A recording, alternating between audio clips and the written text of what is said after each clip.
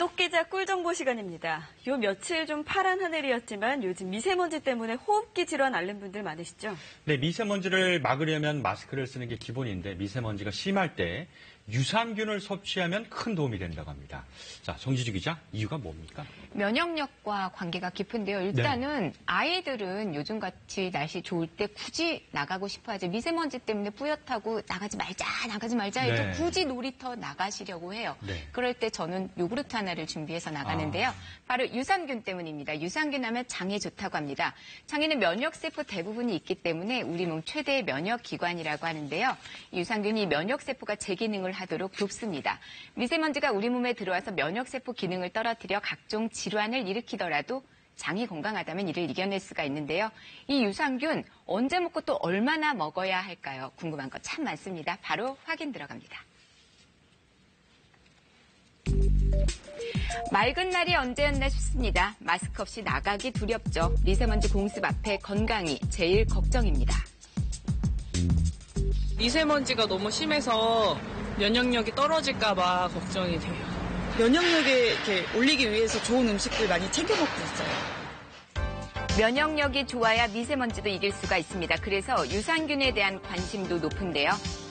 사실 한식에는 김치나 된장처럼 발효 음식이 많습니다. 음식으로도 유산균 섭취 가능합니다.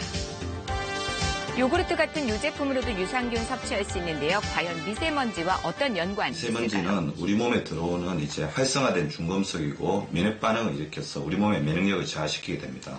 호흡기에 들어오지만 장내도 들어오고 그러면서 전반적으로 면역력을 떨어뜨리기 때문에 우리 몸의 이제 면역세포의 어떤 중요한 기능을 담당하는 유산균의 비율을 적절하게 유지해주면 미세먼지로 인한 각종 면역질환 막을 수 있습니다. 좀 더 자세히 볼까요? 우리 몸엔 면역 기능을 맡은 면역세포란 게 있는데 80%가 장에 존재합니다.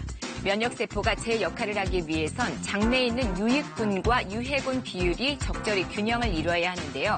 이 균형이 깨져 유익균의 수가 줄게 되면 면역력이 떨어집니다. 이때 유익균의 일종인 유산균을 섭취하면 부족해진 부분 채워 비율을 최적화할 수 있습니다. 면역력 높이는 데 도움이 된다는 얘기겠죠. 마트에 가면 이 유산균 담은 제품들 참 많습니다. 가장 쉽게 요구르트 같은 발효 제품들이 있고요. 또 유산균을 고농축시킨 캡슐이나 가루 형태도 많은데요. 자, 이 많고 많은 유산균 제품들 언제 먹는 게 좋을까요? 위산은 유산균을 파괴시키기 때문에 위산이 가장 적은 시점, 공복에 먹는 것이 가장 좋습니다. 특히 공복일 때 물을 먼저 마셔 위에 산성을 중화시킨 뒤에 먹으면 더 효과적입니다. 그런데 많이 먹으면 내성이 생기거나 부작용이 있지 않을까 걱정도 되는데 적당량은 어느 정도일까요? 유산균은 다른 약품이나 건강식품과 달리 몸 인체로 흡수되는 것이 아니고 장벽에 붙어서 나쁜 것들을 못 들어오게 해주고 나쁜 것들을 분해시켜주는 역할을 하기 때문에 흡수가 되지 않는 거기 때문에 부작용은 거의 없다고 보면 되겠습니다. 지나치게 많이 먹었다면 몸 밖으로 배출된다니 굳이 너무 많이 먹을 필요는 없겠죠. 자, 유산균 제품 고를 때 다른 첨가물 비율을 확인해야 하는데요. 발효유 형태의 제품에는 맛을 높이기 위해 당류가 첨가됩니다. 제품 따라 함유량에는 차이가 있지만 평균적으로 약 14g 정도의 당 성분이 들어있는데요.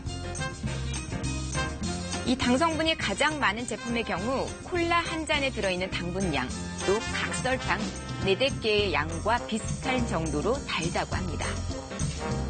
다 먹는 이제 유제품들을 섭취하게 되면 당이나 이제 다른 첨가물들이 있을 수가 있기 때문에 비만이나 당뇨를 가지신 분들은 주의해서 섭취하는 것이 굉장히 필요합니다. 이런 이유로 유산균을 아예 직접 배양해서 먹는 사람들도 많은데요. 양선경 주부는 지인이 배양한 유산균을 받아서 꾸준히 배양해서 먹고 있습니다.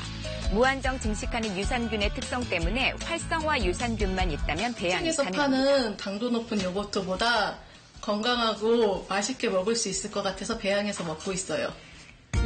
자, 겉보기에도 판매하는 발효 제품과 큰 차이가 없어 보이죠? 집에서 건강하게 먹을 수 있는 유산균 배양하는 방법 어렵지 않습니다. 재료 간단한데요. 활성화 유산균과 우유 2가지만 있으면 됩니다. 저는 집에서 유산균과 우유를 1:2 비율로 배양하고 있어요.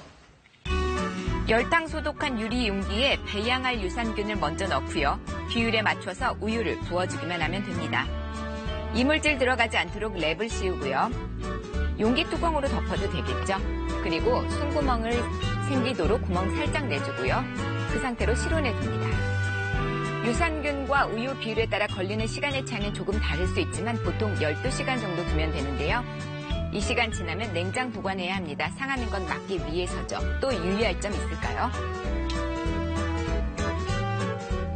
균을 계속 배양해서 요거트를 만들다 보면은 실험실과 같은 그런 좋은 환경이 아니기 때문에 잡균이 들어갈 수 있습니다. 따라서 균주 하나를 가지고 계속 배양하는 것보다는 가끔씩 새로운 요거트 제품을 사서 그걸 이용해서 요거트를 만들어 드시기를 권장드립니다. 자, 이렇게 배양한 유산균을 더 맛있게 즐기는 법 소개합니다. 당도가 낮기 때문에 달달한 과일 넣으면 달콤하게 먹을 수 있는데요. 자, 어떠세요? 보기만 해도 건강이 느껴지죠? 과일에 천연 단맛이 들어가 있어서 건강한 단맛 즐길 수가 있습니다. 샐러드에 뿌려 먹어도 좋겠죠? 과일과 채소와 곁들이면 환상궁합을 자랑한다는데요. 요구르트를 과일과 채소와 함께 드시면 요구르트에 과일과 채소의 식감이 더해지고 장 건강에 도움을 주는 요구르트에 과일과 채소의 비타민, 무기질, 식이섬유를 보충함과 더불어 항산화 효과까지도 얻을 수 있습니다. 다만 당 함량이 높은 말린 과일이나 당을 첨가한 요구르트를 사용하시면 당과 열량이 높아지므로 주의하셔야 합니다. 어른 입맛은 물론이고요. 아이들 입맛까지 사로잡았습니다. 좋아하는 과일과 채소 넣었더니 맛과 영양 다 풍성합니다. 정말 잘 먹죠? 키위 요플레가 맛있어요. 아이들이 맛있게 먹어 너무 좋고요. 건강해지는 기분이에요. 유산균이 있어서 미세먼지 공습도 두렵지 않습니다. 제대로 알고 먹으니 몸이 훨씬 더 건강해진 기분이겠죠.